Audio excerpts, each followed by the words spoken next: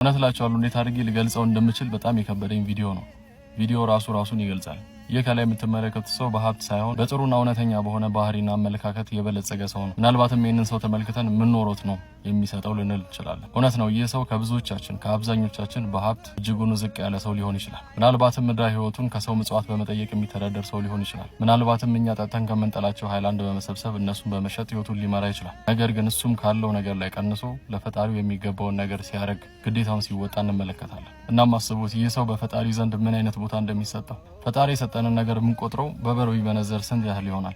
ምድር ላይ ያሉ ብሮች ራሱ ሊያገዙት ይችላሉ። ነገር ግን ስንቶቻችንን ነው እኔን ጨምሮ ለተደረገልን ነገር ፈጣሪያችንን አመስግነን የሚገባውን ነገር የምናደርገው? ይህ ሰው ግዴታው መወጣት ብቻ አይደለም ያደረገው፣ ነገር ግን ለብዙዎቻችን ትምህርት ይሆናል። እኛስ ፈጣሪያችን ላደረገልን ነገር ሁሉ እችን ቀን እንድንኖር ይህንን ጥሩ አየር እንድንተነፍስ ያለምንም ስስት ላደረገልን ለፈጣሪያችን ምን ያህል ነገር አድርገናል? ምናልባትም ካገኘነው አንጻር ትንሹን ቀንሰን ለሚገባው ነገር ለማድረግስ ምን ያህል ዝግጁ ነን? እናም በሙታን ሳማር ቅዱስ ሚካኤል ገዳም የሚኖሩ አባቶቻችን በአሁኑ ወቅት እየኖሩበት ያሉበት ቤት የኛው ቤት ነው።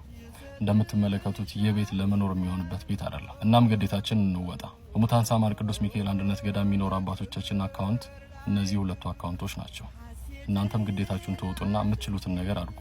በተጨማሪም ይህ ቪዲዮ ብዙ ሰዎች ጋር እንዲደርስ ኮፒ ሊንክ እና ሼር ማድረግ እንዳትረሱ። መልካም ቀን ይሁንላችሁ።